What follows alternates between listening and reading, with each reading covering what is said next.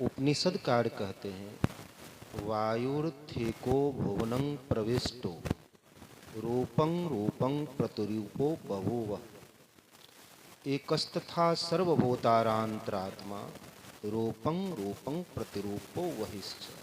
अर्थ हुआ वायुर्थेको भुवनं प्रविष्टो, वायु कहते हैं हवा को। हवा को किसी भुवन में, किसी आवरण में दे दें, जैसे पंप से हवा को खींचें, बैलून में भर दें, चक्का में भर दें, फुटबॉल में भर दें। वायु फुटबॉल में जाएगा तो गोल दिखाई पड़ेगा। हवा ना गोल है, हवा ना लंबा है, हवा ना बैलूनाकार है। बैलूनाकार है क्या? आवरण के कारण हवा बैलूनाकार दिखाई पड़ता है, और आवरण के कारण भीतर की जो हवा है, हवा तो स्वच्छंद है, ना हवा में सुगंध है ना दुर्गंध है। हवा दुर्गंध होकर प्रवाहित हो तो हवा में दुर्गंध ही आ जाती है। कहीं सुगंधी से हवा बहे तो हवा में सुगंध ही आ जाती है। गर्मी के दिनों में गर्मी से हवा गर्म हो जाती है, और ठंडी के दिनों में ठंडी से हवा ठंडी हो जाती है। उसी तरह से जीवात्मा रूपी वायु, चैतन्य आत्मा रूपी वायु एक भुवन में, किस भुवन में? शरीर रूपी भुवन में बंद होने जाने के कारण चैतन्य आत्मा का, जो हम परमात्मा हैं, व्यापक तत्व हैं, आनंद स्वरूप हैं, सृष्टि के मालिक हम आप हैं, इसको क्या हो गया? यह किसी कारणवश, उस कारण पर जाएंगे तो आज का पाठ नहीं होगा। किसी कारणवश, किसी कारणवश पर 1-2 सेकंड विचार कर लें।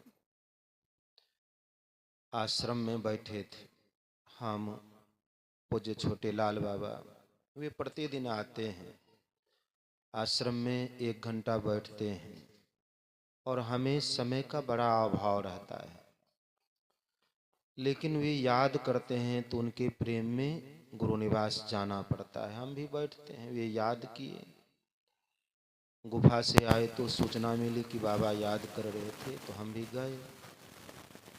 पूज्य भगीरथ बाबा के एक शिष्य हैं कृष्ण मोहन बाबा, वे भी आए, 10-5 साधु बैठे थे।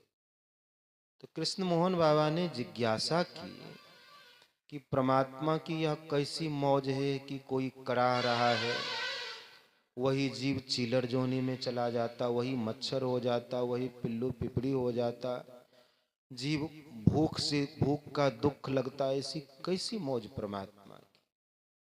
सब चुप हो गए, कोई कुछ उत्तर नहीं दे रहे हैं कि परमात्मा की यहाँ कहीं मौज हुई है कि कैंसर की बीमारी से जीव तड़पता रहे।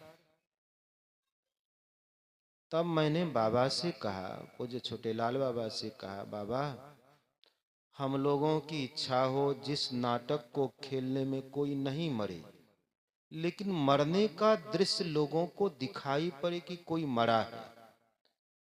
कोई नौकर हो जाए, इस 5-7 साधुओं में कोई नौकर हो जाए, कोई राजा हो जाए, कोई मंत्री हो जाए, किसी को रोग हो जाए, कोई डॉक्टर बन जाए, जिसमें कोई हानि लाभ नहीं हो, तो ऐसा नाटक खेलने में क्या हर्ज है?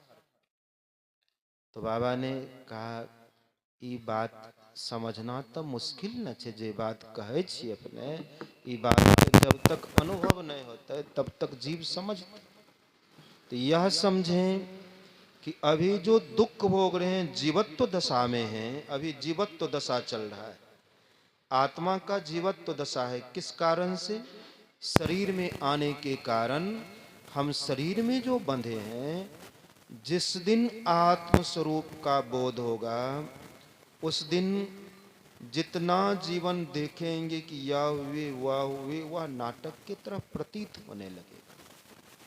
मरते हुए भी हम नहीं मरते हैं, यह बोध हो जाएगा। रोग से कराहते हुए भी हम कराह नहीं रहे हैं, यह बोध हो जाएगा कि ना हम स्त्री थे ना पुरुष थे, एक नाटक चल रहा था। तो परमात्मा का यह नाटक है, यह सृष्टि। जीव, जीव को व्यष्टि प्राण कहा गया है। व्यष्टि प्राण इसीलिए कि हम आप जीव कितने शरीरों में अलग अलग दिखाई पड़ रहे हैं? आवरण के कारण। 1000 फूकना में बैलून में हवा भर दें तो यहाँ का 1000 बैलून दिखाई पड़ेगा, हवा उसमें एक। उसी तरह से सभी शरीरों में एक ही जीवात्मा, सबके अंदर में एक जीवात्मा।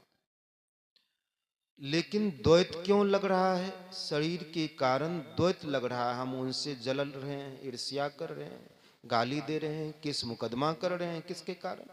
शरीर के आवरण के कारण मैंपन का बोध हो रहा है कि मैं शंकर हूं। और कल जो थे उनका नाम अनुभव बाबा है। यह द्वैत ही दुख का कारण है। दुख का कारण क्या हुआ? जीव के ऊपर शरीर की आवरण का पड़ जाना, घट के ऊपर अंधकार, प्रकाश और शब्द का त्रिपट छा जाना जीव के लिए दुखालय हो गया। जीव दुख में आ गया शरीर रूपी आवरण के कारण। चेतन तत्व तो परमात्म तत्व है। तुलसीदास जी जीवात्मा, हम जीवात्मा इसके अंदर में रहने वाले, और परमात्मा, जिस परमात्मा के संबंध में उनके स्वरूप का पाठ हुआ। तुलसीदास जी कहते हैं स्ववश परवश जीव।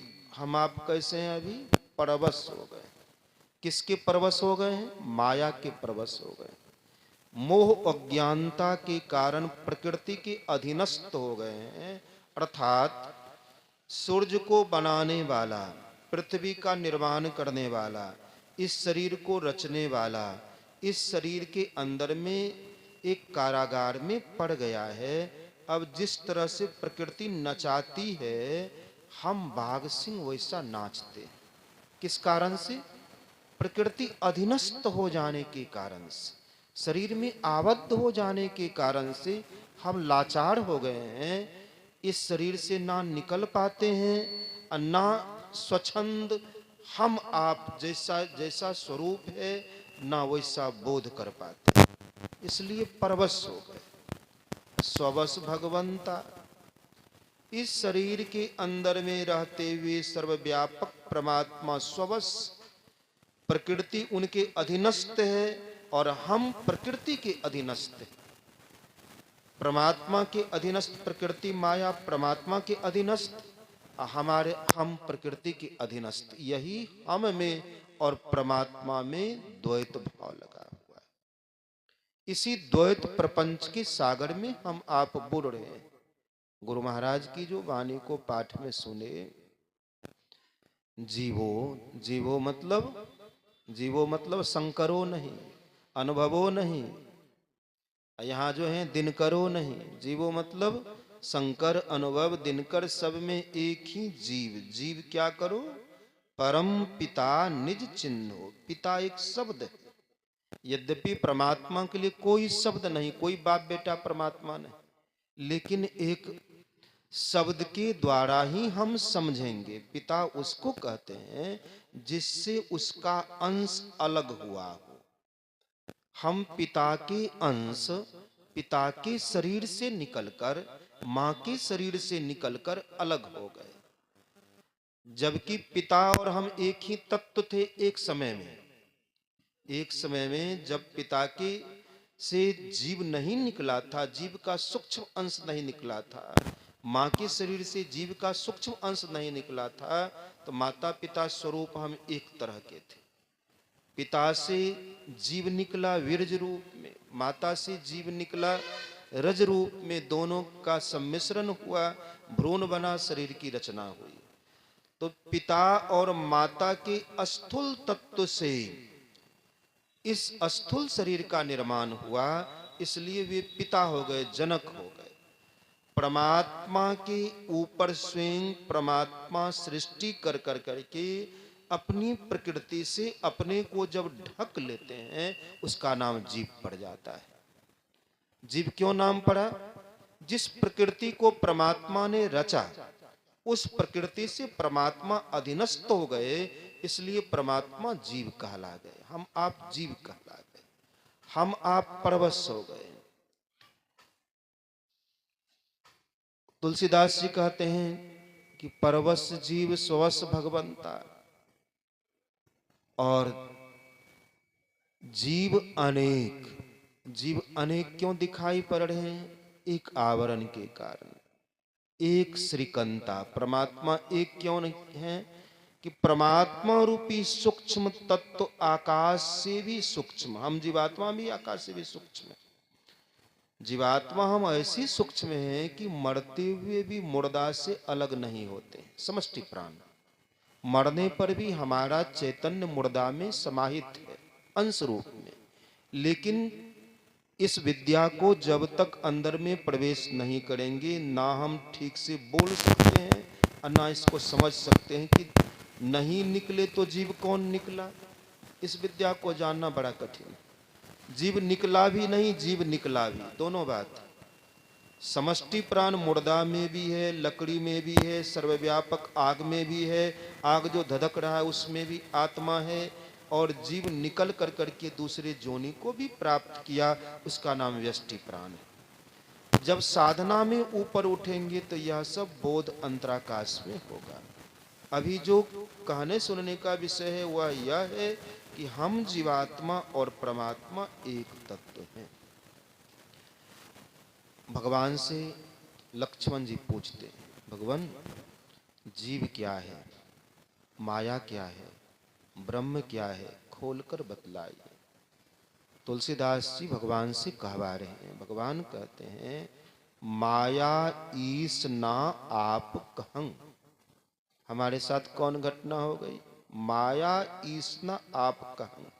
माया वह क्लोरोफॉर्म है। क्लोरोफॉर्म कहते हैं ईथर को। किसी का ऑपरेशन करना हो, उनको ईथर दे दीजिए, बेहोश हो जाए तो उनके हड्डी को तोड़ दीजिए।